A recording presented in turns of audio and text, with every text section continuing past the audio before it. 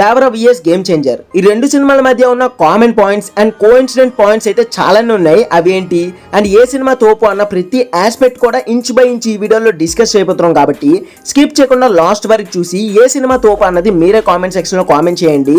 ఇంకా వయసు లేట్ మామ వీడియో మొదలు పెడదామా. ఫస్ట్ గా ఒక సినిమాకి అన్నది కంటెంట్ అన్నది వెరీ వెరీ ఇంపార్టెంట్.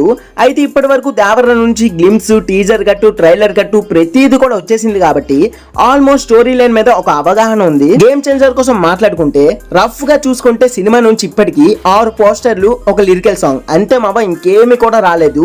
సో కాబట్టి అసలు స్టోరీ లైన్ ఏంటి అన్నది మినిమం గ్యారంటీ కూడా లేదు. సో ఈ స్టోరీ లైన్ అన్నది పక్కన పెట్టేసి తర్వాత చూసుకుంటే ఒక సినిమాకి గాను కీ రోల్ విధించేది బీజిఎం మామ. మరి అలాంటిది ఈ రెండు సినిమాలకు గాను ఏ మ్యూజిక్ డైరెక్టర్ వర్క్ చేస్తున్నారు, వాళ్ళు ప్రెజెంట్ ఫామ్ లో ఉన్నారా లేదా అంటే ఫస్ట్ గా గేమ్ చేంజర్ లో తమన్ గారు బీజిఎం అందజేస్తున్నారు.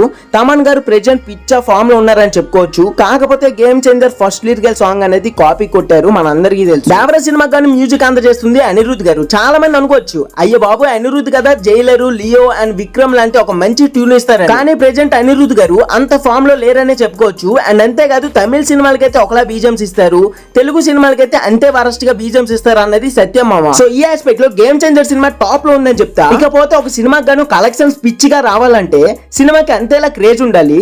నాకు తెలిసి ఆ క్రేజ్ అన్నది ఈ దేవరాల్లో కనిపిస్తుంది కానీ గేమ్ చేంజర్ లో సరైన స్కోప్ లేదనిపిస్తుంది. చూడాలి మరి. ఇప్పటి వరకు సినిమా నుంచి టీజర్ గట్టు, గ్లిమ్స్, సాంగ్స్ ఏం రాలేదు కదా. ఒకవేళ వస్తే ఎలా టర్న్ అవుతుందో చెప్పలేము. కానీ ఇప్పటి వరకు దేవరానే హైప్ లో ఉందని చెప్పుకోవచ్చు. అండ్ ఇద్దరిలో ఏ హీరోకి నార్త్ సౌత్ అని కాకుండా ఓవరాల్ ఇండియాగా ఒక మంచి గుర్తింపు ఉంది అని ఒక లుక్ వేస్తే అది చెప్పడం ఇంపాసిబుల్ మావా. ఎందుకంటే ఇద్దరు హీరోలు కూడా తమ లాస్ట్ ఫిలిం అయిన త్రిబుల్ ఆర్ సినిమాతోనే పాన్ ఇండియా వైడ్ గా ఒక మార్కెటింగ్ ని బిల్డ్ చేసుకున్నారు. అండ్ ఈ రెండు సినిమాలకి గాను సేమ్ ఒకేలాగా 300 నుంచి 350 కోట్లకు పైగానే బడ్జెట్ ని పెట్టారని బయట ఎస్టిమేషన్స్ నడుస్తున్నాయి.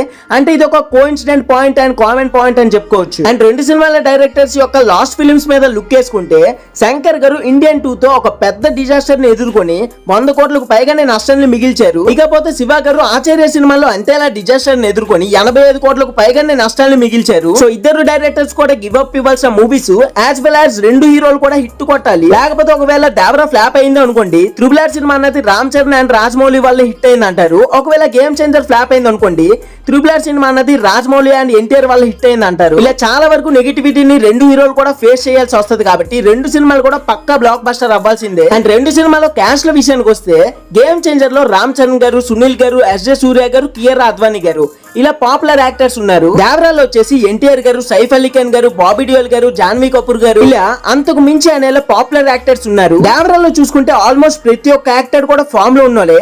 కానీ గేమ్ చేంజర్ లో అలా కాదు. రామ్ చరణ్ గారు, ఎస్జే సూర్య గారు తప్ప ఎవరు కూడా అంతగా ఫామ్ లో లేరనే చెప్పుకోవచ్చు. సో ఇలా గేమ్ చేంజర్ ఒక ఆస్పెక్ట్ లో ముందుంటే ఇంకో ఆస్పెక్ట్ లో దేవరా ముందుంటుంది. సో కాబట్టి సినిమాలు వచ్చేంత వరకు కూడా మనం ఏం చెప్పలేము. ఎప్పుడు ఏ సినిమా రికార్డ్స్ ఎలా టర్న్ అయిపోతుందో అన్నది మనం వెయిట్ చేసి చూడాలి. ఇంకా రామ్ చరణ్ గారు, ఎన్టీఆర్ గారు ఫ్యాన్స్ ఎవరైతే ఉన్నారో ప్రతి ఒక్కరు కూడా వీడియోకి ఒక లైక్ వేసి అండ్ ఛానల్లో కంటెంట్ ని వన్స్ విజిట్ చేసి చెక్ చేసి నచ్చితే సబ్స్క్రైబ్ చేసి సపోర్ట్ చేస్తారని మనస్ఫూర్తిగా కోరుకుంటూ ఈ వీడియోని అయితే ఇంతటితో ఎండ్ చేస్తున్నాం. Signing off, movie lover Mahi.